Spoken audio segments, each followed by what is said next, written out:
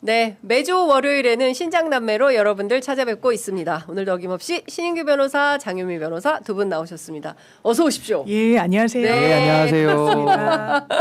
이렇게 다소곳 차분차분. 네. 아유, 요새 현안이 많아가지고요. 주말 사이에도 쉴 수가 없어요. 특히 이제 당직 맡고 계신 분들은 더 그럴 것 같다라는 생각이 좀 듭니다. 그래서 저희가 광고부터 좀 세게 예, 홍보를 하고 바로 말씀 여쭙도록 하겠습니다. 첫 번째 소개해드릴 광고는 인터넷 비교원 광고입니다. 무조건 써야 하는 인터넷 휴대폰 정수기 렌탈 의외로 매월 나가는 요금으로 부담되시죠? 3년 이상 계속 사용하고 계시다면 비교원에서 갈아타고 사은품도 챙겨가시기 바랍니다.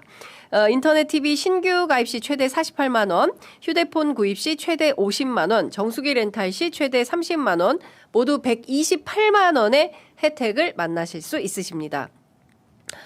이게 끝이 아니고요. 인터넷 가입하시고 쓰던 폰 또는 알뜰폰 그대로 통신사만 변경하셔도 최대 30만 원의 혜택을 받으실 수 있으십니다. 현금 사은품 말고 딴 거 없습니까? 이렇게 묻는 분들 왕왕 계시는데요. 그럴 때는 55인치 삼성 텔레비전 선택하셔서 받으실 수 있으십니다. 어차피 인터넷 모든 회사 비슷비슷하기 때문에요. 여러분들께서는 혜택만 챙기시면 되겠습니다. 비교원은 개인정보 보안도 철저해서 지금까지 단 한 건의 보안 사고도 없었다는 점 말씀드립니다. 8억 원 이상 보증보험에 가입했어요. 그래서 한 분도 억울한 일 없도록 준비되어 있다고 합니다. 추가로 본인 가입 후 지인 추천하시면요. 최대 2만 원, 아니다. 4만 원 이마트 모바일 상품권을 드리는 이벤트도 현재 진행하고 있습니다. 신청은 반드시 인터넷 비교원 기존 가입자 본인만 가능합니다. 인터넷 TV, 휴대폰, 정수기, 비교는 비교원에서 하시기 바랍니다. 자세한 내용은 1670-2571, 1670-2571로 상담 받으시거나 더보기 링크 또는 네이버에서 비교원을 검색하시고 상담 신청하시면 되겠습니다. 자, 그리고 두 번째 소개해드릴 광고는 생선 광고가 또 왔습니다. 전라남도 보성 벌교 시장에서 외할머니 때부터 무려 60년간 3대째 가업을 이어오고 있는 상인이 있습니다. 누구냐? 벌교 수진수산, 벌교의 수진수산이라는 생선 가게가 있는데요. 반건조 생선입니다. 오랫동안 많은 분들이 찾아주고 계셔서 늘 좋은 상품으로 준비하고 있습니다. 명절 상차림 차려야 되잖아요. 벌써 다음 주에. 자, 명절 상차림 가장 많이 선호하는 구성입니다. 양태 3마리, 민어 3마리, 부서조기 3마리 모두 9마리를 세트로 구성했고요. 금액은 55,000원입니다. 생각보다 쌉니다. 깨끗하게 손질해서요. 안전하게 실내 건조시켰기 때문에 안심하시고 구매하셔도 되겠습니다. 단 한 개를 구매하셔도 무료 배송입니다. 명절 연휴로 11일 날 택배 마감이기 때문에 오늘 바로 주문하셔야 늦지 않게 받아보실 수 있으십니다. 장날닷컴은 전통시장이 온라인에서 경쟁력을 갖추는 그날까지 전통시장 상인들과 열심히 뛰고 있습니다. 많은 관심 부탁드립니다. 이 장날닷컴의 상품이 굉장히 튼실하고 맛이 좋고 훌륭한 구성이에요. 저 시켜 먹어봤어요. 어때요? 맛있어요. 반찬. 우리 장 변호사님 시켜봤다. 장날닷컴. 맛있어요. 네, 정말 맛있다. 저게 완전 밥도둑이거든요. 그렇지. 신고하시면 안 됩니다. 그러니까 밥도둑 신고하면 안 되고 바로 잡수셔야 됩니다. 네. 특히 민어는요. 이거 정말 말이 필요. 여러분 민어 아시죠? 밥 2공기 나오죠. 그러니까 민어가 벌써 3마리, 부서조기 3마리, 양태 3마리. 이 9마리면 제가 보기에 명절 끝난다. 그냥 끝나요. 딴 거 필요 없어요. 요거 시식을 못해서 아쉬움이 크다 말씀을 좀 드리겠습니다. 침이 꼴딱꼴딱 나옵니다. 그러니까요. 예, 특히 벌교 수진수산 반건조 생선 요거 하나면 밥도둑이다. 네, 명절에 정말 다른 반찬 필요 없이 요거 딱 하나만 있으면 되겠다 생각이 좀 듭니다. 그냥 그림으로만 봐도 맛있을 것 같다 생각이 좀 들어요. 자, 여러분들께 하나하나 좀 여쭤보도록 하겠습니다. 오늘 아침 최고위 다녀오셨어요? 제가 이 시간이 안 맞아서 예. 영상으로 봤습니다. 그래요. 예, 생중계되니까. 합당은 되는 겁니까? 어떻게 되는 겁니까? 합당은 네. 보니까 어제 조국 전 대표, 아니 조국 대표가 네. 딱 설 전에 네. 줘야 된다. 거기에 대해서 이제 민주당 내에 예. 공감대는 어차피 스케줄대로라면 음흠. 왜냐면 제가 이제 지방선거 준비하시는 분들 얘기를 들으면 네. 그러니까 이게 완전 윤곽이 이맘때쯤은 최소한 이제 3월 되기 뭐 전 이렇게는 이제 스텝을 밟아가지고 될 줄 알았는데 다 이제 좀 기다리고 있다는 거예요. 대기하고 네. 이게 변수가 이제 외부에서 생겨버렸으니까. 근데 이게 언제까지 그냥 둘 수는 없는 부분이잖아요. 그러니까 사실상 현실상 정말 전 당원 투표를 뭐 붙이거나 하려면 설 전에는 윤곽이 나와야 되는 건 맞고 거기에 대해서 조국 대표가 시안을 못 박아서 던진 부분에 대해서는 그래 하려면 설 전에는 우리도 의견을 모아줘야지. 그래서 내일 이제 의총이 있는 거 아니겠습니까? 그래서 가타부타 거기서 사실상 일단락이 좀 날 것 같고 만약에 이 부분도 아예 하지 말자 이런 의견은 거의 없는 것 같고요. 하더라도 지방선거 전에 서둘러 할지 아니면 이게 너무 서두른다는 인상을 줄 수 있으니까 각각 수임기구를 만들어서 이제 추후 의결하는 절차를 거칠지 거기에 대해서 여러 대안도 나올 것 같습니다. 네. 어떻게 보세요, 신 변호사님? 뭐 주말 내내 이제 뉴스가 좀 쏟아졌는데요. 네. 우선은 이제 합당과 관련돼서 이제 조국 대표가 어제 기자회견을 했습니다. 그래서 네. 13일까지 뭐 합당과 관련된 최종적인 이제 민주당의 뭐 결정 이거 통보해 달라 뭐 이런 취지였는데요. 이게 지금 합당이라는 게 1월 22일에 정청래 대표가 제의를 한 이후부터 네. 지금 모든 이슈가 블랙홀이거든요. 맞아요. 합당 블랙홀. 근데 그 합당이라는 것은 이미 절차 위반, 시기가 부적절했다는 건 거의 컨센서스가 모아진 것 같고 네. 그럼에도 불구하고 뿌리가 같으니까 그냥 진행하자. 이러다 보니까 사실은 어떤 선거 전략 그리고 명분, 실리 네. 이게 맞아야 가는 건데 그런 것을 전혀 고려하지 않고 그냥 정청래 대표는 본인이 뱉어놨기 때문에 그냥 고집 부리듯이 가야 된다라는 입장으로 보이거든요. 그 최근에 그 문서도 사무처에서 만든 게 하나 나와가지고 네, 동아일보 단독 보도로 나왔죠. 그 굉장히 더 많은 분들이 놀라고 이거 정말 이렇게 가서는 안 되겠다라는 그런 위기감들을 많이들 더 가지시는 것 같은데 아마 내일 이제 의원총회를 한다고 하니까요. 아마 내일이 가장 중요한 분수령이 될 것 같기는 하고 저 개인적인 생각으로는 지금에 와서 이 합당이라는 문제가 최우선 순위로 올라오는 것 자체가 저는 문제라고 보는 입장이기 때문에 네. 저는 지금이라도 정청래 대표가 정치적 위기를 더 가속화하지 말고 저는 결자 해지 차원에서 본인이 제안한 내용들을 좀 걷어들이는 것이 맞겠다 그런 생각이 들고 사실은 어제 뭐 합당 이슈만으로도 한 바가지인데 네. 어젠 또 이성윤 네. 최고위원의 그 정말 날벼락 같은 그 소식 특검 때문에 추천. 특검 네. 추천 오류 때문에 네. 지금 굉장히 또 시끄럽거든요. 그렇습니다. 그래서 전 이런 부분에 있어서는 정청래 대표 체제 자체가 이제는 좀 전반적으로 많은 분들의 문제의식 속에서 앞으로 그 리더십이 잘 작동되겠느냐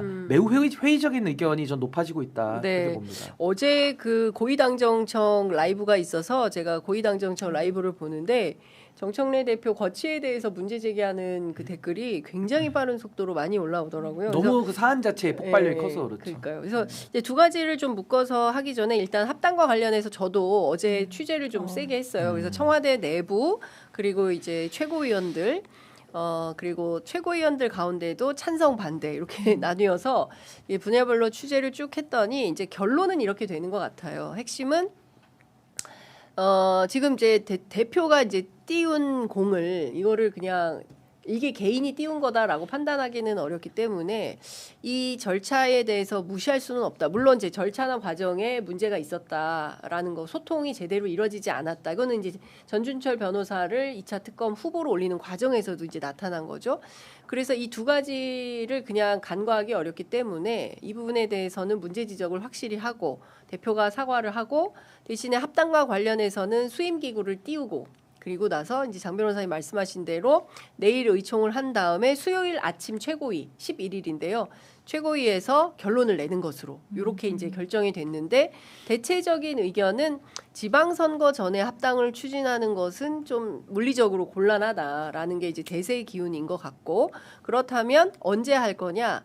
8월 전당대회 민주당 있잖아요. 그래서 8월 전당대회 때 이제 합당을 하는 것으로 기일까지 못 박아서 얘기가 되지 않겠냐라는 걸로 취재가 좀 됐습니다. 물론 저희 취재 때문에 또 이후의 과정이 바뀌어졌던지는 모르겠으나 논의 과정에서 어떤 이슈가 있을지 모르겠지만 제가 오늘 아침 7시 20분까지 취재했을 야. 때는 이렇게 여기까지의 이제 결론에 제일 이르렀다. 또 현실적인 예. 또 아니로 보이기도 그런 것 하네요. 같아요. 근데 네. 그 뜨끈뜨끈한 취재의 안에 대해서 저도 이제 네. 뭐 뻔한 이제 그렇게 갈 것 같잖아요. 네. 근데 거기에 대해서도 제가 한 말씀만 더 보태자면 결국에는 지금 민주당에서 합당을 할 것이냐 말 것이냐에 대한 의사 절차만 밟아도 지금 우리 장윤선 앵커님 네. 말씀하신 그 정도 선인 건데 문제는 뭐냐면 합당이라는 거는 양축의 그 주체가 있잖아요. 그러니까 손바닥도 마주쳐야 소리가 나듯이 네. 결국에는 합당은 종류가 두 가지가 있습니다.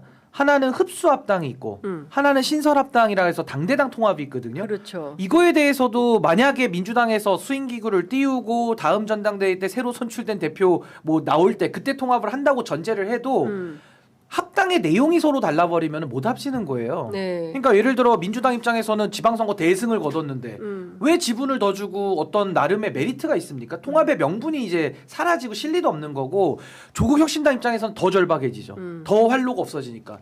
그렇지만 그분들이 흡수합당으로 그냥 들어오겠다.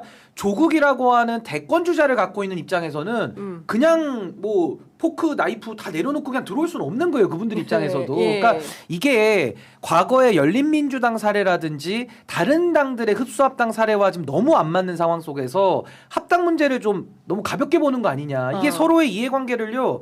민주당 내부 조정하는 것도 어렵고 둘이 합쳐서 공천을 같이 하는 것도 더 어렵고 나중에 선거 끝나고 나서도 흡수합당이냐 신설합당이냐 이거 놓고서도 저는 이견이 너무나도 명확하게 제 눈에는 보이기 때문에 네. 전 합당이라는 것이 그렇게 간단하게 될 수 있는 건 아니고 그럼 딱 합당이 될 수 있는 건 딱 하나 민주당에서도 컨센서스가 이루어지고 조국혁신당이 지지율이 올라와서 네. 이제는 합당 안 하면 안 되겠다. 우리 같이 가야겠다. 이런 게 범국민적으로 형성이 돼야 합당이 되는 것이지 네. 지금 같은 상황에서는 전 합당은 앞으로도 매우 어려워 보인다라는 네. 게 저의 생각입니다. 자, 두 가지 질문을 좀 드리겠습니다. 하나는 이제 그 어제 조국 대표가 기자회견을 통해서 현재 대통령과 민주당 지지율에 취해서 그 크게 낙승할 거라고 하는데 이거 착각이다.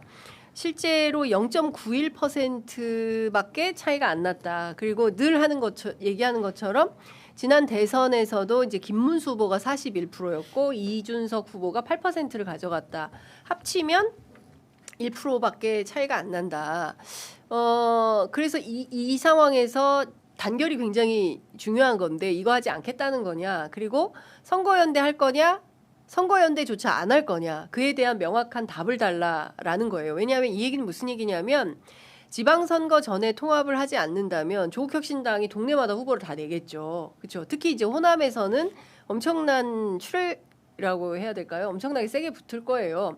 이제 이럴 경우에 선거 과정에서 세게 붙을 텐데 8월에 합당이 될까요? 제가 보기에는 더 어려워질 것 같다. 그러니까 이 얘기는 무슨 얘기냐면 기일을 정하고 선거연대까지 해서 그 꼼꼼하게 이제 그 과정을 잘 관리하지 않으면 오히려 8월에 더 어려워질 수도 있지 않겠냐라는 생각도 드는데 그 점은 어떻게 보십니까? 당대당 통합보단 쉬운 게 선거연대인 거잖아요. 네, 선거연대. 이미 했었고 지민비조 해서 네. 지역은 민주당, 비례는 이제 조국혁신당 예. 이런 슬로건으로 선거를 또 어떻게 보면 이제 양당의 예. 우당으로서도 민주당으로서 같이 좀 무탈하게 치렀었던 전례가 있기도 하고 이번에도 합당은 사실 조국혁신당한테 더 좋은 거 아니냐라는 일각의 시선들도 있잖아요. 네. 왜냐하면 민주당은 지금도 거대 이제 여당의 의석수를 확보하고 있고 네. 조국혁신당은 우당이라고 하지만 상당히 제한적이거나 인적 물적 자원이 좀 제약이 있는 지금 어떻게 보면 소수당이라고 자존심도 없는 줄 아니야라고 네, 이제 자주 그렇죠. 섞인 이야기가 나올 정도로 소수당이에요. 그러면 본인들로서도 합당을 목표치로 설정하고 이 중간 과정을 해야지 너네 봤지 선거할 때 1% 차이가 없었고 우리가 어떻게 하는지에 따라 이거는 사실 아주 정확한 진단이라고 저는 생각하지 않아요. 여러 변수가 있는 거고 기계적으로 그럼 조국혁신당이 빠졌다고 했을 때 그럼 대선에서 뭐 지구 이기구에 거의 뭐 이 변수의 중대한 역할을 했다라고 정치적으로는 평가되지는 않잖아요. 다만 네. 이런 맥락이 있으니까 우리가 선거연대를 해야 돼라는 하나의 이제 근거의 수치로 기능하는 것으로 보이고 그렇다면 선거연대를 이런 지표를 가지고 서로 좀 무난하게 할 수 있다. 거기까지도 민주당에서 못한다 안 한다 이런 의견은 없으니까요. 조국혁신당도 마찬가지고 이제 그 어떤 구체적인 절차에 대해서도 논의할 때가 이제는 된 것 같습니다. 아, 예. 어떻게 보세요? 그런 뭐 비슷비슷한 입장? 그러니까 저는 이제 이것도 두 개로 나눠서 봐야 되는 네. 게 아까도 합당을 신설합당이냐 흡수합당을 통으로 얘기하니까 이게 말이 잘 안 맞는 네. 거고 이것도 마찬가지입니다. 선거를 치르게 되면 전국 선거잖아요. 호남과 나머지 격전지를 네. 나눠서 봐야 되겠죠. 네. 그 호남에서는 사실 조국 대표 말씀대로 저는 두 당이 경쟁하는 게 더 맞다고 생각해요. 왜냐하면 정치인들 입장에서야 아니 뭐 누가 얼마를 가져가고 지분이 어떻고 이게 그들의 중요하겠지만 관심사지. 국민들 호남에 있는 국민들은요. 제발 민주당도 더 잘하고 또 민주당이 만약에 가만히 있는데 잘 안 하면은 맥이라도 한 마리 풀어놔가지고 조금 더 잘하게 했으면 좋겠다. 이게 경쟁이 가져다주는 하나의 국민이 누리는 효능감이잖아요. 그러니까 호남에서 조국혁신당이 매기 역할을 해주기를 그렇죠. 호남의 유권자들은 바란다. 그러니까 호남의 국민들 입장에서 한번 그렇죠. 생각을 해보세요. 네. 그러니까 지난번에도 지방선거 호남에서 제 기억에 30 몇 프로밖에 선거 투표율이 안 나왔어요. 나왔어요. 왜? 아니 가나마나 그냥 국민의힘 똑같이 절대 찍을 수 나오는데. 없으니까 민주당의 독점 상태에서 후보들의 경쟁력이나 질에 대해서 의문이 있는 거거든요. 네. 그러니까 이건 뭐 독점의 폐해지 뭐 민주당이 잘못했다는 뜻은 아니고 그런 차원에서는 저는 호남에서 조국혁신당도 더 좋은 후보 내려고 노력하고 민주당도 더 자극받아서 더 경선에 신경 쓰고 그 국민이 좋은 거 아닙니까? 거기다가 이제 격전지가 문제인데 격전지는요 지금 민주당 지지율이 조국혁신당이 20배가 넘어요. 네. 거기다가 이재명 대통령 지난 대선 때는 49%였지만 지금 60% 나와요. 대통령을 전면에 걸고 집권 여당이 1년 차에 치르는 선거인데 네. 조국 대표의 설명대로 단순 산수랍을 해가지고 0.9% 차이 나니까 이래도 합당 안 할 거야라고 약간의 협박하는 식으로 하는 것은 저는 맞지 않다라는 생각이 들고 만약에 격전지에서 조국 혁신당이 어떤 후보를 냈는데 2, 3% 차이로 만약에 민주당을 떨어뜨린다. 네. 뭐 그럴 위험도 있는 거 아닙니까? 그러면 조국혁신당은요 국민의힘 제로라고 하는 예. 본인들이 내세운 목표와 모순이 돼요. 네. 그러면서 정의당 심상정 대표의 길을 가는 거거든요. 뭐 그것까지는 국민들이 말릴 이유는 없죠. 만약에 조국혁신당도 자율적인 당이니까 아 우리는 뭐 정의당의 길을 가겠다라고 하면은 뭐 그것도 선택인 건데 저는 그렇게 될 가능성이 제로로 봐요. 그리고 국민의힘 제로를 외치시는 조국혁신당에서 격전지에서 네. 선거 연대도 안 하고 무조건 고집 부려가지고 우리 맘대로 다 해서 국민의힘 당선되든지 말든지 우리 후보 낼 거야. 그 조국혁신당이 비판받을 것 같은데요. 아니, 제가 볼 조국혁신당이 때는. 그러진 않겠죠. 아니, 아까 그러니까 말씀하신 그러지 대로 않을 거기 국민제로. 때문에 지금 조국 대표가 설명하는 0.91% 차이로 되니까 합당해야 된다라는 논거 자체가 앞뒤가 안 맞는다는 얘기입니다. 앞뒤가 근데 안 어쨌든 맞아요. 지금 조국 대표가 어제 13일을 규정해서 요 전에 내용이 없으면 이건 무산이다라고 선언을 했기 때문에 아무래도 수요일 그러니까 아까 말씀드린 대로 이번 주 안에 결론을 내고 네. 그리고 방향을 틀어서 이제 설 연휴로 진입하는 이런 프로세스를 민주당은 생각을 하는 것 같은데 앞서 말씀 주신 대로 또 하나의 건이 터졌으니 바로 이제 전준철 변호사 건입니다. 관련해서 오늘 아침 최고위에서 이러저러한 발언들이 많이 나왔는데요. 이성윤 최고위원 같은 경우에는 오늘 최고위 발언에서 전준철 변호사는 검찰에서 윤석열 김건희를 수사했던 반윤 검사로 압수수색을 받을 정도로 핍박을 받아서 2차 특검에 수사 의지가 있어서 추천을 했었다. 본인 설명처럼 초기 쌍방울 사건에서 임직원 횡령 배임 사건 맡았다가 그만둬서 문제될 거라 생각을 못했다. 세밀히 살피지 못해서 유감이다. 이제 이런 주장을 했는데 앞서 저희가 이제 김광민 변호사가 이 사건과 관련돼서 그 이화영 부지사의 변호인이어서 물어봤더니 이걸 구분하는 것 자체가 말이 안 된다. 쌍방울 사건에서 임직원 사건, 김성태 사건 이거 구분 자체가 안 된다라는 얘기를 했었고요. 관련해서 정청래 대표도 모든 책임은 당대표인 본인에게 있고 특검 추천 사고를 보면서 그동안의 관례를 고쳐야겠다는 생각을 했고 좋은 사람 원내에서 추천하는 방식이었는데 그동안은 당 인사추천위원회에서 확인하지 않는 것이 관례였다. 정 대표의 얘기를 들어보면 원내가 추천하는 이런 거였다라고 어떤 화살을 다시 네. 그 한병도 원내대표에게 던지는 것 같네요. 어떻게 보십니까? 근데 핑퐁은 아니고요. 그렇습니까? 원래 이제 예. 저도 한번 이제 활동한 적이 있지만 민주당에서 고위 공직자나 뭐 이렇게 추천을 할 때는 내부 스크린을 거치는 이제 위원회가 있어요. 네. 근데 이제 그 틀에게 올리진 않았다는 것 같고, 근데 그 이유는 이제 특검이라는 게 워낙에 야당에서 이제 비토의 목소리가 많이 나오고 누구냐에 따라서 먼저 이 부분이 이제 알려지면 엄청 스크래치를 내려고 하고 정치적인 공세로 이게 이 방향이 되다 보니까 좀 보안 문제도 있었던 것 같고, 그래서 이 논의 단위는 어떻게 보면 이제 정청래 대표가 이성윤 의원에게 좀 알아보라고 지시했던 것까지는 이제 맞다라고 보이고, 근데 이성윤 의원은 아마 이걸 좀 스크린을 제대로 못한 거는 맞는 것 같아요. 본인 음. 워딩이나 이제 박수현 수석의 어떤 그 설명이나 보면은 그리고 당사자 해명을 보면 전준철 변호사는 이제 이게 태평양에서 맡고 있잖아요. 법무법인. 그런데 태평양에서 광장이에요. 광장. 아, 광장이에요. 그러니까 광장에서 맡고 있는데 그 부분을 자기가 이제 소속으로서 본인이 수임한 건이 아니고 이제 정관들이 그런 사건에 이제 볼륨 있는 사건에 같이 합류를 하니까 근데 자기는 뭐 말은 이제 분리가 된다는 취지로 쌍방울 임직원의 개인적인 횡령 배임과 관련한 부분을 좀 하다가 공판 과정에 개입하거나 관여하거나 이제 수행한 사실은 없고 근데 검찰 출신들은 공판에는 잘 들어가지는 않아요. 이제 특히 이런 이제 고위직들은 어쨌든 수사 과정에 아주 어떻게 보면 좀 길지 않은 시간 동안 관여하다 말았다.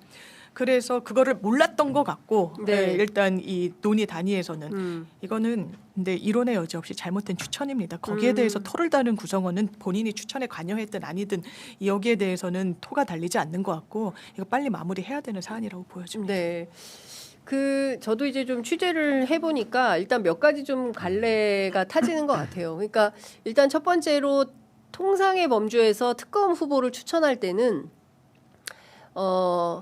법사위에 꼭 문의를 해서 법사위 내부에서도 이제 검증 절차가 있으니까 한번 좀 알아보세요라고 해야 되는데 이제 법사위 차원에서 그게 전혀 없었고 물론 이성우 의원이 법사위원이긴 하시지만 그래도 법사위 회의에는 좀 붙였어야 되는데 그 과정이 전혀 없었다라는 게 좀 확인이 되는 거고요.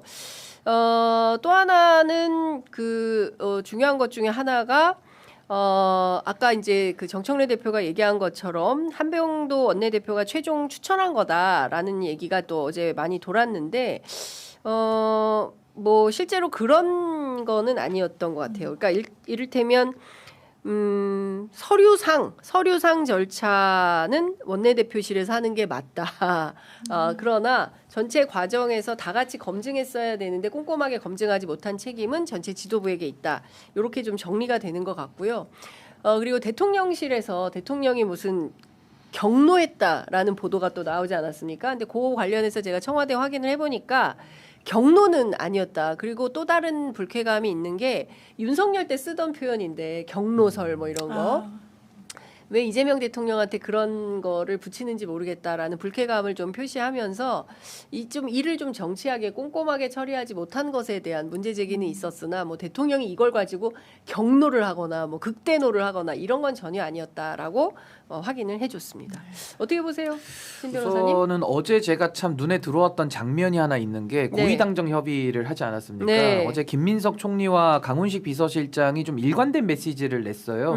결국에는 국회가 입법을 하지 않고 있다라고 하는 그 대통령님의 문제 의식, 20%밖에 안 했다라는 것의 연장선에서 네. 상당히 답답하다라는 말씀을 어제 한 것이 이제 우리가 중계로 본 것인데. 네. 지금 이 종합특검이 가지는 중요성 있지 않습니까? 첫 번째 특검도 제대로 안 됐기 때문에 이제 마지막이거든요. 네. 응원봉과 우리 국민들의 마음을 모아서 반드시 성공시켜야 되는 이 가장 중요한 문제에 대해서 저는 지금 민주당이 어떤 일을 하고 있지? 그러니까 어떤 프로세스를 접근하고 있지? 그러니까 지금 정부에서 답답함을 토로하는 그 답답함이 국민들도 지금 동시에 갖고 있는 거예요. 아니 어떻게 이렇게 중요한 문제를 아까 우리 앵커께서 말씀하신 대로 법사위 차원에서도 논의를 안 하고 의원들도 모르고 그냥 뭐 제가 볼 때는 뭐 대표 그리고 원내대표는 제가 그분의 입장을 한번 들어봐야 될 것 같은데 한병도 원내대표 입장은 아직 안 나왔으니까요. 네. 결국에는 소수가 본인들이 그냥 어떻게 보면 밀실에서 그냥 특검 후보 누가 뭐 이성윤 의원이 잘한다고 하니까 추천 받아가지고 그냥 올린 거 아닙니까? 그래서 사고 난 거거든요. 네. 그러니까 이게 단 이번 한 건만의 문제가 아니라 지금 뭐 예를 들면 합당 문제라든지 또 일처리가 더디다는 문제라든지 네. 그 전에도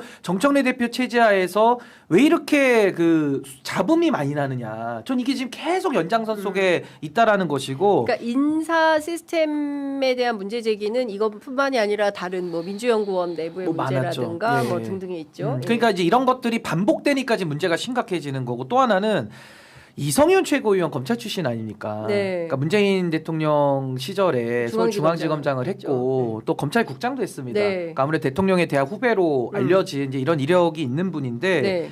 검찰을 강하게 불신하시는 분이잖아요. 그분들 이야기를 들어보면 검사들은 수사에 시옷도 얘기하면 안 될 것처럼 오히려 과하게 반응을 해서 제가 비판을 했었는데 이번에는 또 반대예요. 음. 전준철이라는 검사가 또 해야 이거를 잘할 수 있다라고 하면서 내가 잘 안다. 네. 이 검사는 유능하다. 네. 이 검사는 잘한다. 예. 그래놓고 반윤이라는 논거를 대요. 음. 그럼 제가 반윤인데 왜 그럼 쌍방울 김성태랑 그 손잡고 변호인 역할을 하면서 왜 그 조작 수사에 그럼 가담을 했습니까? 이러니까 배임 행령만 한 거고 뒤에는 또 안 했대요.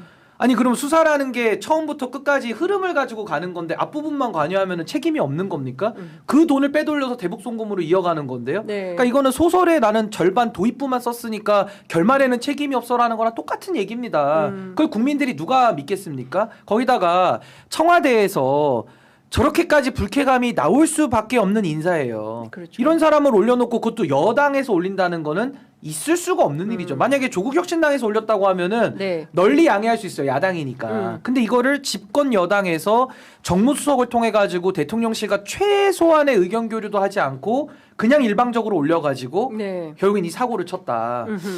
저는 그 전준철 변호사 네. 특검으로 올릴 수도 없는 후보로도 올릴 수 없는 인사고 네. 김성태 변호인 출신이라는 그 경력 자체는 전 이거는 굉장히 위험한 사람이다. 근데 제가 하나 좀 미스테리한 것은 어제 취재가 좀 잘 안 됐는데 이분이 전준철 변호사가 김성태 변호인을 했다는 것은 어제 오늘 알려진 사실이 아니에요. 그러니까 그 기사 검색만 해봐 다 전준철 나오죠. 이렇게 하면 쫙 나오거든요. 그리고 여당에서 민주당이 이제 그 추천을 했을 때 보수 언론들은 제일 먼저 쓴 게 김성태 변호인의 이력을 갖고 있는 사람을 특검 후보로 추천했다라는 거였어요. 그런데 제가 어제 취재하니까 민주당 안에서는 그 2차 특검 관련해서는 이성윤 최고위원이 추천을 했고 이게 팩트라는 것이고 두 번째는 쌍방울 관련된 내용은 원내대표실에서 전혀 인지하지 못하고 있었다. 따라서 꼼꼼하게 파악하고 검증하지 못한 상태에서 추천이 된 것은 이유 여하 불문 잘못했다. 이렇게 원내대표실에서는 입장을 밝히고 있어요. 그리고 또 하나 제가 청와대 취재했을 때는 어떤 얘기를 하냐면 그 민정수석실에서 인사검증을 하잖아요. 그래서 민정수석실에서 쭉 검증을 해봤더니 이 전준철 변호사가 그냥 이름만 건 건 아니더라. 열심히 역할을 하셨다. 했다는 거죠.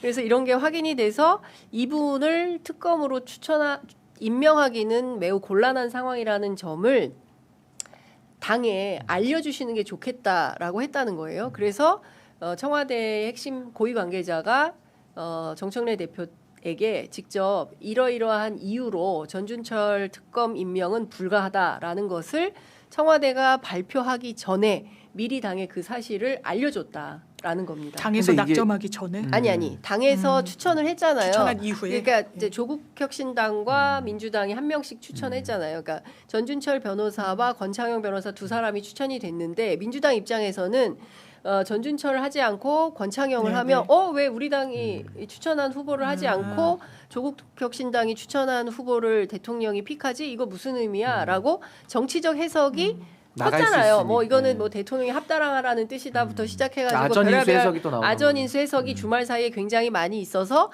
청와대에서 어제 피지까지 나왔어요. 이것은 정치적 해석으로 가면 안 된다라는 얘기까지 나왔는데 제가 저간의 사정을 다 취재를 해보니 실제 이런 과정이 있었다니까. 두 사람이 올라왔고 인사검증을 해보니 전준철 변호사에게는 김성태 그 변호인 이력이 있다. 그리고 블라블라 여러 가지 내용이 있을 거 아닙니까? 제가 뭐 여기서 다 공개하기 어려운 뭐 그런 내용들을 취합해서 이것은 불가하다라는 거를 당에 미리 얘기를 근데 해줬다는 이거는 거예요. 그랬더니 잠깐만. 정청래 대표도 모르고 있더라. 아 그런 일이 있었어요? 몰랐습니다. 그러니까 무슨 얘기냐면 첫 번째 인사 검증이 제대로 안 되었다라는 게 제일 첫 번째고요. 두 번째는 소통을 했어야 됐다 적극적으로. 근데 정청래 대표 측은 항상 보안이 잘 세서 이를테면 뭘 얘기하면 1시간 안에 기사가 난다는 거예요. 그래서 보안 문제 때문에 잘 소통을 할 수가 없었다라는 걸 어려움으로 성토하고 있는데 그래도 소통을 했었어야 됐다. 검증은 꼼꼼히 했어야 됐다. 이 두 가지 부실 사안이 결국 전준철 사태를 만든 거 아니냐라는 결론에 아니 이르게 저는 좀 됩니다. 더 심각하다고 보는 게 그게요 무한 책임을 지는 집권 여당의 검증 실패 이거 부끄러운 일이고 자격 없는 일이죠. 그리고 소통의 부재. 그럼 이게 소통 부재가 지금 계속 발생하고 있는데 그럼 언제까지 이럴 것이냐. 그럼 정청래 대표 임기가 8월인데 8월까지 그러면 소통은 매일 해야 될 거 아니에요. 그러면 매일 문제가 발생한다는 건데 이 리스크를 어떻게 놔둘 것이냐. 그래서 저는 민정수석실에서 검증을 해서 알 수 있는 정도가 아니고 지금 우리가 전준철 변호사에 대한 이 문제 제기가 예를 들면 뭐 음주운전 전과가 있다든지 아니면 어떤 무슨 뭐 다른 도덕적 무리를 일으켜가지고 문제다 이런 사안이 아니잖아요.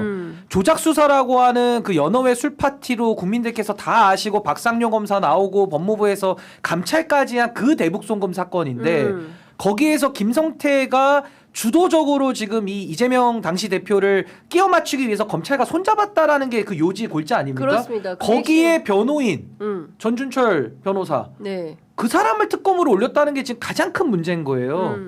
이건 너무 심각한 거. 그러니까 이거는 국민들 보시기에도 심각하지만 네. 더 심각한 거는 대통령과 대통령 검찰권의 피해자시니까 그렇죠. 대통령 보고 고르세요. 네. 근데 나한테 가해를 준 윤석열 검찰과 손잡은 네. 그 김성태 변호인 네. 여기 거를 갖고 오니까 이거 지금 뭐 하는 건가 싶은 거예요. 여당이 네. 이런 걸 하니까. 네. 그래서 전 이걸 가지고 단순히 무한 책임을 지는 여당이 검증을 실패했다, 소통이 안 됐다 수준을 넘어서서 네. 이건 대통령에 대해서 할 수 없는 일을 지금 하고 있는 거거든요. 그렇습니다. 전 이건 매우 심각한 전 문제적 상황이다라고 저는 네. 진단합니다.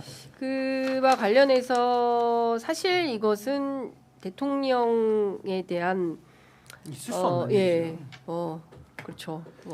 도발이다 뭐 그런데 이런 얘기도 이제 합니다. 말씀을 이제 들으니까 그 저간의 사정에 대해서는 신 변호사님 말씀 주신 대로 네. 이거는 인사 어쨌든 실패란 거에 대해서 이론의 여지 당사자들도 다 싹 다 인정하는. 예. 근데 거기서 한 발 더 나아가서 정치적 해석을 하는 부분에 대해서는 오히려 이 사실관계로 인해서 틀렸다는 거죠.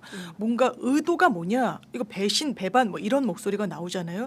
근데 의도는 최소한 없었다는 거예요. 의도가 있으면 이렇게 할 리가 있겠습니까? 그렇죠. 예. 그래서 이거는 잘못했다 인사 이게 뭐 원내고 원외고 뭐 당대표실이고 이게 무슨 의미가 있습니까?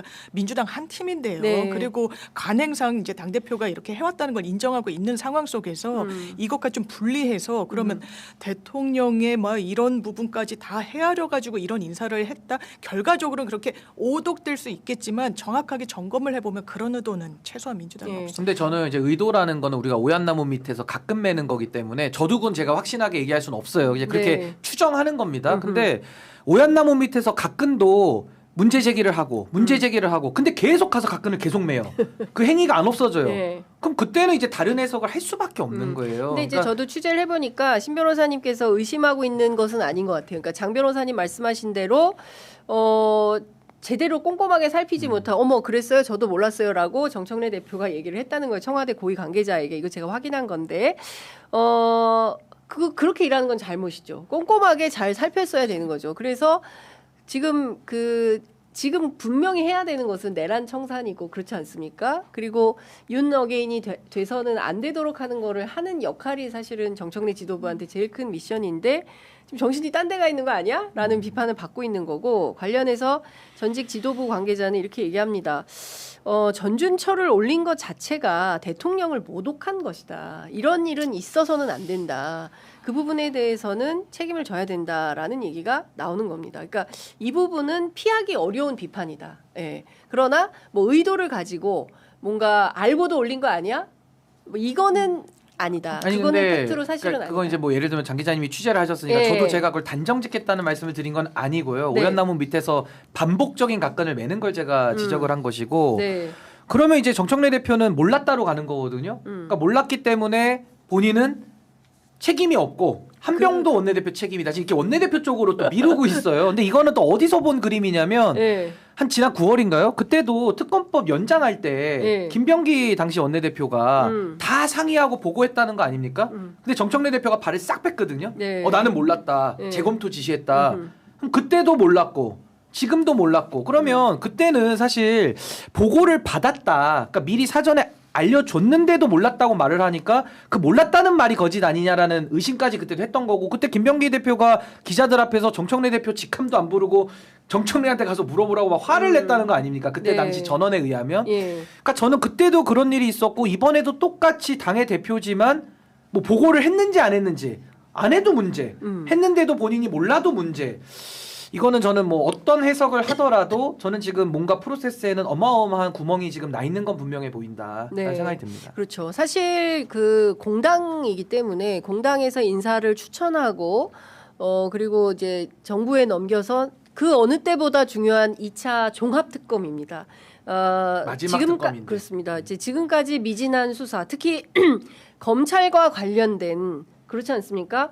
박성재 전 법무부 장관을 중심으로 해서 검찰이 이번 내란에 어떻게 관여, 공모, 소통 역할을 했는가를 밝혀내는 게 굉장히 중요한 포인트예요. 그런데 검찰 출신이 가서 제대로 그걸 하겠냐. 지난번에 사실은 사초를 쓰겠다고 했던 조은석 특검도 못한 거잖아요. 그렇기 때문에 이번에 들어갈 특검은 그 어느 때보다 강력한 수사 의지를 가지고 검찰과 관련된 부분을 제대로 수사를 해야 되는데 이런 김성태 변호인 출신을 가지고 할 수 있냐? 그런데 검증조차 제대로 하지 않았어.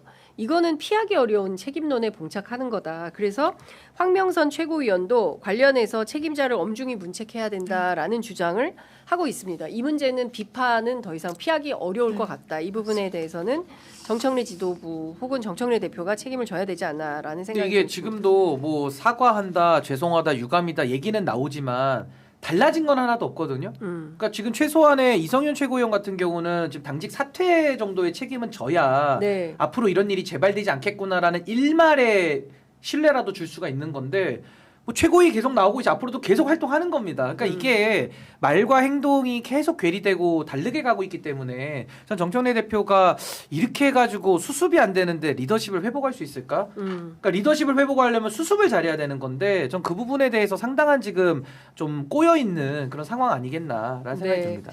자, 민주당 내부가 어떻게 정리 조정할지 저희가 좀 지켜보도록 하겠습니다. 내일 또 의총이 있으니까요. 의총장에서 많은 의원들의 뭐 그 의견이 취합되겠죠. 그래서 그것은 뭐 지역에서 당원들의 의견을 받아서 아마 이제 그 종합할 텐데요. 그 상황이 어떻게 되는지 보도록 하겠습니다.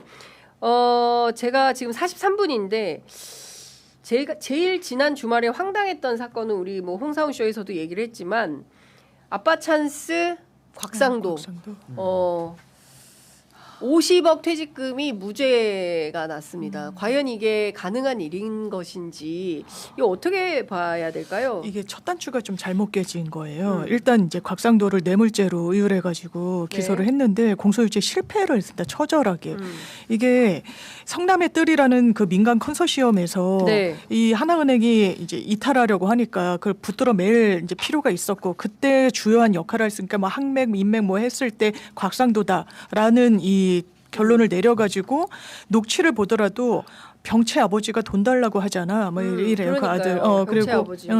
돈 달라고 하잖아. 그리고 우리가 아들 통해 가지고 돈을 줘야 돼. 뭐 이런 취지가 다 녹아져 있어요. 네. 근데 그 대가 관계라는 게 사실 상당히 포괄적인데 막 분절해 가지고 그 당시에 뭐 상임위가 교육이어서 뭐 상관이 있니 없니 뭐 맞아요. 이러다가 이제 무죄가 나왔고 네. 거기에 대해서 항소심 공소유지를 좀 안 한 것 같고 왜냐하면 별도로 이제 기소를 한 거예요. 똑같은 사건인데 이 죄명이 범죄수익은닉규제법으로 네. 됐으니까 이게 법원 입장에서는 아니 똑같은 거 왜냐면 이제 대장동 일당들 무죄 받은 것도 이미 기소가 돼 있는데 딱 똑같은 행태에 대해서 죄명만 적용법절 달리해가지고 불러들여가지고 막 증거 수집하고 이러거든요. 네. 엄청 압박받아요. 그러니까 너 이런 거 증거로 쓰지 마. 이게 똑같이 이제 곽상도 씨한테 이거 한번 판단 받았잖아. 양태가 똑같잖아. 죄명만 다른 거네. 이거 공소권 남용이야. 이렇게 나왔고 이제 곽상도를 추가로 기소해가지고 범죄수익은닉규제법으로 할 때 아들을 붙였던 거예요. 네. 그럼 아들 너 알았지? 아버지가 사실 나 아버지한테 주려고 너를 경유한 거잖아. 근데 거기에도 공소유지를 실패한 거예요.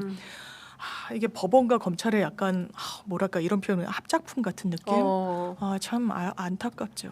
어떻게 보세요, 신 변호사님? 그러니까 이게 지금 곽상도 아들이 그러니까 당시에 뭐 민정수석도 지냈고 또 그 이후에 이제 국회의원까지 지낸 네. 그 권력을 가지고 사실은 이거 아들을 통해서 뇌물을 받았다라는 의심이고 혐의였거든요. 네. 근데 거기에 대해 가지고 곽상도는 뭐 이중 기소니까 뭐 공소기각 결정으로 빼주고 그리고 아들에 대해서는 뇌물의 무죄를 지금 내려버린 이런 어처구니 없는 상황 속에서 그럼 앞으로는 아들을 통해서 받거나 딸을 통해서 받거나 며느리나 사위를 통해서 받으면은 네. 그럼 이제 다 뇌물로 처벌 못 하네요. 그러니까 마치 뇌물을 선물이다, 뇌물을 대통령 기록물이다라고 얘기했던 국민의힘 논리를 그대로 받아주는 거거든요. 네. 저는 이게 정말 대한민국이 좀 썩을 대로 썩어버린 거 아니냐. 이건 정말 심각하고 그렇기 네. 때문에 이재명 정부에서 이 썩은 부위들을 환부를 제대로 도려내는 개혁들을 지금 더 해야 될 필요성이 더 높아지는 것이고 특히나 이 뇌물죄 관련해서 과거에 박근혜 최순실은 어떻게 처벌했습니까? 둘이는 경제 공동체로 묶어가지고 그러니까요. 처벌했고 이재용한테는 제3자 뇌물로 해가지고 부정한 청탁 둘이 묵시적으로 눈빛만 보고도 거래했네. 아니 왜냐면 권한이 크기 때문에 그렇게 넓게 보는 그렇죠. 거예요. 권한이 크니까. 근데 지금도 이 곽상도라고 하는 이 정치 권력을 가지고 있는 자가 50억을 수수하면서 아들에게 퇴직금으로 이게 정말 지나가던 소나 개나 닭이 다 웃을 일들 아닙니까?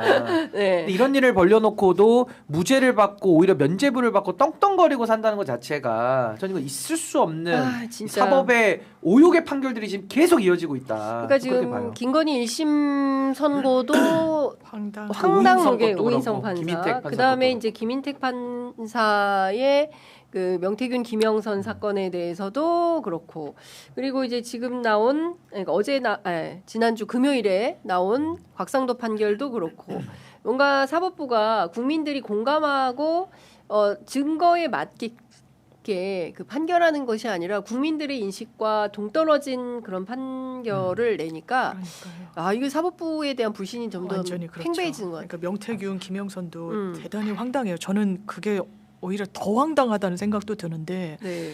이게 경험치게 너무 제가 이제 기자하다가 변호사 됐을 때 어떤 느낌을 받았냐면 제가 법조 공부를 하거나 법조 출입을 하거나 이런 것도 아니었어요. 이게 상식이 응축된 게 법이고 이 법이 못 덮으면 판례가 이거를 커버하는구나. 이걸 대단히 강하게 좀 인상을 받았거든요. 근데 지금 이 국면은 안 그런 거예요. 판사가 완전히 동떨어져서 정말 그렇다고 이게 왜냐하면 당사자도 납득해야 되고 네. 사람들도 납득해야 되는데 이를테면 10원 단위까지 명태균이 세비를 갈라먹겠다고 이렇게 독촉을 하는데 이거 급여네. 누가 급여를 10원 단위까지 너 갖는 돈의 절반은 내 거야라고 해서 급여 처리를 합니까? 심지어 이거 세금 처리도 급여로 하지 않았고 또 어떻게 대여 관계로 의율할 수가 있어요. 그럼 명태균이 무슨 돈을 빌려줬다는 거예요. 김영선한테. 거기에 대해서 또 여러 이 선거에 나가는 사람들 선거 10개월 전이니까 돈을 갖다 줘도 문제되지 않는다. 검은 돈이 오갈 때 제일 많이 하는 거짓말이 빌려준 돈이라는 거예요. 가라로 차용증을 많이 만들어요. 네. 그러면 법원이 산뜻하게 이거 인정하지 않는 거예요. 왜냐하면 너무 이런 행태가 많으니까. 그리고 대구였잖아요. 네. 그러니까 영남. 그러니까 더 자기는 미리 채비를 한다는 거예요. 거기는 깃발만 꽂으면 당선이 되니까 먼저 선점하려 들고 선을 대고 줄을 대고 이러는데 그런 맥락을 싹 다 제거하고 그래 선거 한참 남았네. 선거 들어가기 돌입하기도 전이니까 이것 봐라. 이거는 무관하고 차용증도 심지어 있네. 어떻게 법원이 이런 피고인들의 항변을 받아들여서 거기에 넘어갈 수가 있습니까? 말도 되지 않는 거예요. 근데 저는 이 상황에서 사실은 김인택 판사 창원지법에서 명태균, 김영선, 무죄준 판사는 이분 지금 약식 기소까지 돼서 본인 그 관련된 네. 명품 브랜드도 굿즈. 잘 모르겠어요. 네. 그거 관련돼 가지고 사실 이분은 징계 받아야 될 사람이에요. 거기다가 우인성 판사는 정치자금법 같은 사안인데 김건희는 무죄인데 또 뒤에 있는 윤영호와 권성동은 또 유죄예요. 그러니까요. 거기는 계약서 써서 유죄입니까? 그러니까 자기가 판단하는 것도 두 거기도 사건이 계약서는 없죠. 그러니까 모순이 되는 예. 거예요. 그쪽 유죄 나왔으니까 예. 이게 안 맞는 거고 예. 직위원 룸살롱과 증거인멸은 어떻게 해결됐습니까? 아무것도 하나도 해결 안 됐어요. 그러니까 예. 이게 지금 다 조이대 체제하에서 조이대가 아무 일도 안 하고 있으니까 벌어지는 사법부의 추락이거든요. 예. 그러니까 이게 지금 문제가 하나가 있는데 저는 사실 내란 재판이 이진관 재판장 걸린 게 하느님이 보호하사 아니냐. 하느님이 보호하사. 근데 이렇게 가야 됩니까? 법원이라는 데가 법원으로서 역할을 적극적으로 해도 모자른데 예. 하느님이 보호하사 진짜 이진관 재판장 만세인 거예요. 어떻게 보면. 운에 맡겨야 되는 말이 안 되는 판사를 거죠. 누구를 만나느냐에 따라서 그게 결론이 달라지는 이거는 진짜 아니 있을 생각해 수 없는 보세요. 일인데. 만약인데 김인택이나 우인성이나 직위원이지 윤석열 하고 있습니다만은 이런 사람들이 우인성이나 김인택 같은 조이대 같은 사람이 네. 만약에 한덕수 재판을 했다? 징역 한 3년 나왔을까요? 뭐 집행유예 풀어준 거 아닐까요? 두려운 겁니다 이게. 그러니까 이제 앞으로 있을 19일이죠. 2월 19일에 있을 내란 속의 윤석열에 대한 그 선고 공판이 매우 기추가 주목된다. 예, 직위원 판사가 바로 또 국부지법으로 가죠. 발령이 나기 때문에 23일 날 출근을 한다는 거잖아요. 네. 이거, 재판하고. 그래서 어떻게 결론을 낼지 다들 지켜보고 있다라는 말씀 좀 드립니다. 오늘 방금 전에 들어온 속보가 있는데요. 국민의힘에서 한동훈 전 대표에 이어서 친한계 김종혁 전 최고위원도 제명 결정을 내렸다고 합니다. 네. 탈당 권유에서 이제 제명이 완료가 된 이제 거죠. 완료가 된 건데 열흘 지났으니까. 그러니까요. 근데 사실상 국민의힘도 지금 어제 보니까 한동훈 대표가 콘서트를 이제 크게 했는데 관련해서 박지원 의원은 아이돌이 아니다. 정치인은 BTS가 정치로 아니다. 말을 하는 건데 지금 콘서트 하고 다녀서 뭐 하냐. 차라리 창당을 해라 이제 이런 제안을 하신 겁니다. 돌 얘기를 안 어떻게 하시는 보세요? 게 좋은 게 트라우마가 있어요. 그 2호선 네. 당무감사위원장이 들이받는 손을 돌로 쳐 죽여야 된다고 그 얘기를 했기 때문에 아이돌의 돌은 좀 뺐으면 좋겠다. 그 돌이 아이. 아니잖아. 그래 돌이라는 발음이 똑같아서 트라우마가 그래, 있어요. 음차하면 그러니까 아이돌이 아이. 아니라 아이다. 아이다. 쇼 버라이어티 주연 아이다. 아이다. 그렇게 표현한 게 나을 예. 거예요. 배려 차원에서. 어떻게 보십니까? 근데 이제 이렇게까지 네, 네. 그 친한계가 몰리면 친한계도 좀 새로운 선택을 해야 되는 거 아니에요? 그런데 네. 정치인이 아닌 것 같아요. 정치 셀럽이에요. 정치 그냥 셀럽. 연예인 지망 비슷한 연예인 느낌이에요. 지망생. 본인의 어떤 팬덤에 그거를 정치 구심점으로 할 능력과 의사는 없어 보여요. 탈당을 해서 창당을 했었어야죠. 네. 그런데 그렇게 또 플러스 정치를 하는 사람은 아닌 걸로 보이고 쳐내고 뺄셈 정치하는 거에 있어서는 상당히 장동혁 대표와 중첩되는 부분이 있고 그리고 저는 이것밖에 할 수 없어서 이 선택지를 가져간다고 보는 거예요. 이런 공연, 이런 어떤 세레머니, 정치적 퍼포먼스 말고는 여태까지 한 게 없어요. 사실 네. 뭔가 저력, 미래 비전 말로만 이게 구체성을 띠고 있지도 않아요. 본인의 어떤 이력에 대해서 소구하는 일정 정도의 지지자들이 있죠. 아, 너무 훌륭하다. 대한민국 엘리트니까 뭔가를 바꿔주겠지. 그런 부분에 부응하는 측면이 있어요. 그런데 부응해 보이지만 정말 부응하고 있는지는 의문인 거예요. 그러니까 정말 한시도 어떻게 보면 정치적으로 가만히 있지 못하고 이리저리 부유하듯이 여러 이제 뭐 목소리는 내는데 정치적으로 유의미하지 않습니다. 제가 봤을 땐. 그리고 아마 재기는 저는 개인적으로 어려울 거라고 생각합니다. 어떻게 보세요? 근데 저는 이제 우리가 뭐 방송국에도 체계가 있잖아요. 뭐 시사 교양국이 있고 네. 또 쇼 버라이어티 하는 예능국이 있고 이렇게 다 나눠져 있어요. 근데 지금 한동훈 전 대표는 이제 정치 안에 예능을 이식해 보겠다라는 정치 예능이 정치 예능의 세 장을 지금 열고 있는 거예요. 정치 예능의 세 장을 네, 열었다. 그래서 쇼 버라이어티형 정치, 뭐 아까 셀럽 예, 얘기하셨는데 뭐 예. 비슷한 것 같고 결국에는 전당대회를 어제 열었어야 되는데 한동훈 대표가 팬심 대회를 한 거죠. 팬심 대회를 팬미팅. 열었다. 근데 문제는 전당대회를 해가지고 출마를 하면은 표를 받아가지고 정치를 더 이어갈 수 있는 이제 시사 교양 쪽인데 네. 팬심 대회 해가지고 계속 팬미팅만 해가지고는 네. 그게 표로 연결이 안 돼요.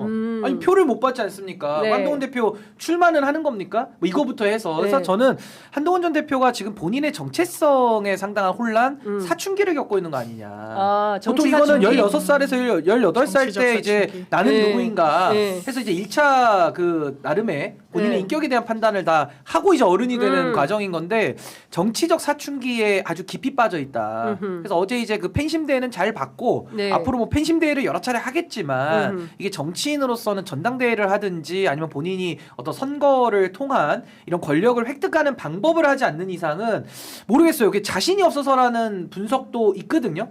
자신 있으면 왜 안 합니까? 근데 자신 있는데 나는 출마는 안 해. 나는 세계 챔피언인데 링 위에는 올라가지 않아.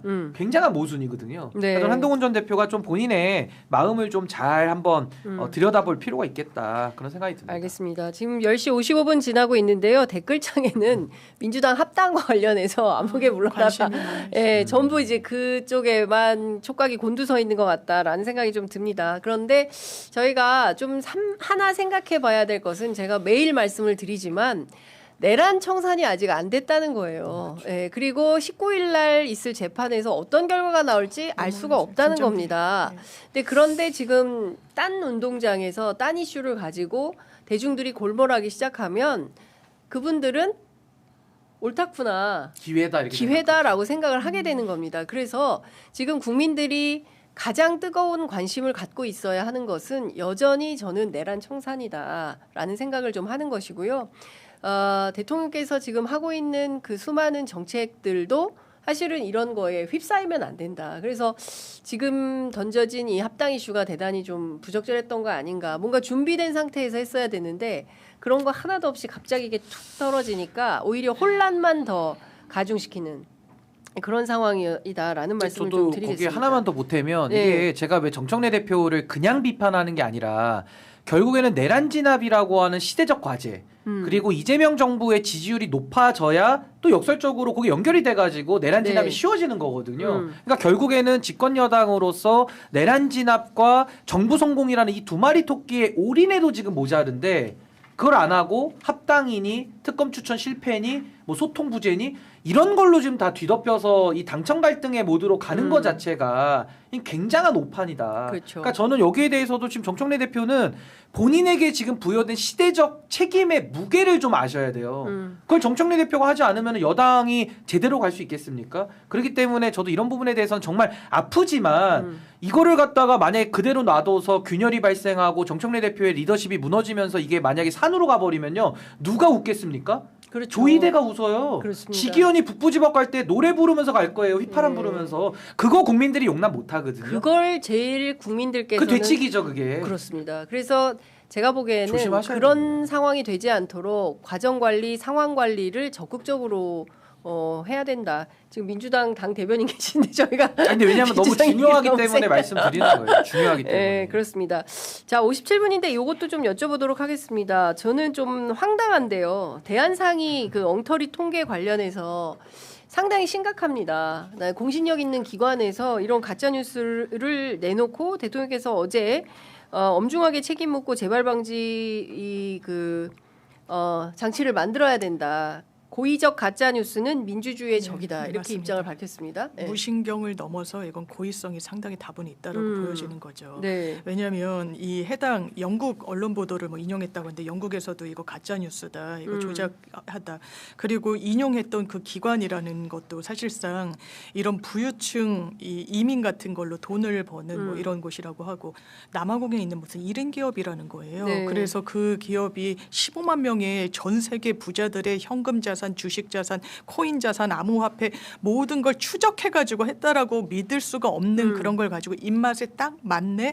이거는 역으로 본 거예요. 스크린하다 이게 공신력 있는 절차니까 이걸 한번 분석을 해서 보도자료를 내자가 아니라 이거 상속세 문제 있다라고 어떻게 보면 비판을 해야 되겠는데 이런 게 있어? 묻지도 따지지도 않고 공신력이 있든 없든 저는 두려운 게 과연 이런 게 한 건일까라는 거예요. 무수히 유통되는 많은 정보 중에 그래서 방향선회를 하고 막 정부를 공격하기 위한 그런 의도성을 뜬 이런 데이터들 중에 이렇게 허술한 게 없을까라는 생각까지 드는 그렇죠. 거죠. 그러니까 문제는 집단 오보 사태인 거예요. 지금 보면 그 중앙일보가 상속세 50% 못 내 한국 떠나는 슈퍼리치들 세계 네 번째 규모로 이탈하고 있다. 네. 조선일보 50% 웃돈은 상속세 낼 바에 점점점 부자 2,400명 한국 떠났다. 뭐 이렇게 뭐 동아일보, 한국경제, 서울 뭐 경제지하고 조중동을 비롯한 보수 언론들이 이런 각으로 기사를 입맛에 딱 쏟아낸 맞으니까. 거죠. 예, 그러니까 이게 뭔가 정부 정책에 반하는 그래서 전부 부자들이 떠나는 것처럼 했는데 이게 전부 다 몽땅 가짜뉴스라는 거지 않습니까? 상당한 의도가 있다라고 보는 거예요. 근데 저는 이제 그 의도가 있는데 이제 잘 통하기는 어렵다고 봅니다. 네. 왜냐하면 시대가 바뀌었고 이제는 유튜브가 활성화되면서 또 대통령께서도 모든 걸 다 공개하고 계시고 네. 또 거기다 트위터를 잘 활용하시잖아요. 그렇기 때문에 저는 중간에서 유통 과정에서 이런 보수지나 경제지가 어떠한 왜곡과 변형과 조작을 시도하는데 그게 이제 과거처럼 통하지는 않는다. 그래서 네. 저는 더 아쉬운 게 뭐냐면 우리 장윤선의 취재 표현 좀 얼마나 열심히 하고 계십니까? 그러니까 잘못된 거 있으면 바로 잡고 또 여기서 올바른 방향을 알리는 게 또 언론의 역할인데 그걸 저는 집권 여당에서 더 해줬으면 좋겠는 거예요. 그러니까 집권 여당은 큰 스피커 아닙니까? 저 같은 그렇습니다. 사람 아무리 떠들어 제껴도 목만 아파요. 잘 안 나가요. 근데 언론에서는 최고위 회의라든지 아니 기자회견이라든지 여론전을 하기에는 정부 여당, 집권 여당이 너무 좋은 수단들을 갖고 있잖아요. 의석만 지금 160개가 넘지 않습니까? 그거를 똘똘 뭉쳐가지고 이 잘못된 거 바로잡고 잘못된 거 하는 그 언론사 거기에 대해서 문제 제기하고 오보를 바로잡으면 대통령께서 트위터 10개 하실 거 5개만 하시고 나머지 시간에 더 많은 일을 하실 수 있을 것 같아요. 네. 대통령께서 하루를 이틀처럼 쓴다 이런 얘기도 하시잖아요. 아니잖아요. 예. 그러니까 저는 조금 더 이런 분업에 효과적인 좀 어떤 공론의 장을 잘 우리가 만들어가는 노력들을 각자의 자리에서 좀 더 충실해야 되지 않을까 그런 생각이 좀 네. 듭니다. 뭐 짐승은 정승은 장윤선은 누구하고 취재한 거야? 질문 주셔가지고 말씀드릴게요. 청와대요. 청와대하고 여당의 고위 관계자고 가끔 왜 저 취재를 비공개, 그러니까 익명 보도를 하느냐라고 하는데요. 이게 그 익명이 필요할 때가 있어요. 그리고 공개할 때는 반드시 공개를 합니다. 그래서 뭐 제가 익명으로 해도 그게 누군지는 다 확인이 되는 거기 때문에 댓글창에 뭐 취재 없이 발언한다 이것은 사실이 가짜 아니죠. 뉴스이기 예. 때문에 이런 것도 저희가 법률 대응할 수 있다는 거를 여러분들 이해하시고 댓글 다시기 바랍니다. 자, 그리고 마지막으로 이거 좀 여쭤볼게요. 한국경제신문이 소속의 이거 진짜 문제인데 선행매매 혐의로 사과문을 게재를 했습니다. 다른 거 다 떠나서 미리 정보를 알아서 특히 기자들은 좀 그러기가 쉽죠. 본인이 미리 투자해서 주가 조작으로 돈을 버는 일, 그것도 뭐 굉장히 수억 원대의 돈을 기자 개인들이 버는 일, 이런 것에 대해서 경종을 울리는 대통령이 주가 조작은 패가망신 시킨다라고 했는데 이 한국경제신문에 대한 압수수색도 있었어요. 예, 이건 완전 직업 윤리를 반하는 게 그러니까요. 아니라 범죄인 거예요. 범죄죠, 범죄. 이래서 기레기 욕을 먹는 거예요. 개인적인 이득을 취하는 기자, 제가 기자 생활하면서 또 예. 저는 못 봤습니다. 네. 다만 이런 행태를 했던 게 바로 뿌리 뽑아야 되는 거예요. 어떻게 자기가 그 조직의 일원으로 네. 권한을 부여받아가지고 먼저 알게 된 그런 정보로 사적 이렇게 이득을 취할 수가 있는 겁니까? 이 말도 되지 않는 거고 자본주의 질서를 완전히 교란시키는 거예요. 자기의 그 직업률을 배반했을 뿐만 아니라 진짜 엄단해야 된다고 네. 생각합니다. 어떻게 보십니까? 그러니까 이거는 뭐 반칙을 넘어서서 이제 위법 사항까지 가는 거거든요. 그러니까 결국에는 이 주식 시장의 공정성, 질서를 저해하는 거기 때문에 전 자본주의의 적 아니냐라는 생각에서 엄단해야 되고, 전 이번에 이재명 정부가 코스피에 대해서는 뭐 어마어마한 성과를 내지 않았습니까? 전 앞으로도 이런 불법과 부정들을 다 잡아내고 또 자본시장 선진화 정책들 다 만들고 제도 개선해서 국민들의 관심사가 일로 모인다면 부동산 문제까지도 같이 해결할 수 있는 아주 좋은 적기가 된다. 저도 참 바른 방향이고 앞으로도 좀 질서가 잘 바로 잡히기를 바라는 마음입니다. 네. 자, 어쨌든 지금 가야 될 길은 길고 멉니다. 그리고 이제 개혁과 관련해서는 언제나 저항이 있어서 그 저항들을 다 또 아닌 건 아닌 것이고 틀린 것은 틀린 것이다 분명하게 명징하게 선언하면서 새로운 길을 내는 길인 것이기 때문에 매우 복잡하고 어렵고 힘들지만 그래도 취재 편의점은 그런 길에서 가타부타 하지 않고 현장 열심히 뛰면서 적극적으로 보도하도록 하겠습니다. 아, 요새 방송하기 힘들어요. 아니 근데 네. 대통령께서 하시겠다는 게 바른 네. 방향이고 그냥 정상화하겠다는 그러니까요. 건데도 이렇게 힘들어요. 그러니까요. 얼마나 지금 우리가 비정상 속에 살고 있는지가 맞습니다. 또 극명하게 네. 드러나는 것 같아요. 언제든 반동이 있는 겁니다. 그러니까 지금도 계속 지속적으로 반동하려고 하는 거예요. 그래서 이거를 잘 민주시민들이 이겨내는 과정이 어렵다. 그럴 때일수록 팩트가 무엇인지, 그리고 어떤 것이 잘못되어 있는지, 과정이 어떠한지 이거를 잘 살펴보시는 것도 필요한 것 같습니다. 여러분들께 해안을 좀 부탁드리면서 오늘 방송은 마무리하도록 하겠습니다. 두 분 말씀 잘 들었습니다. 고맙습니다. 네, 감사합니다. 감사합니다.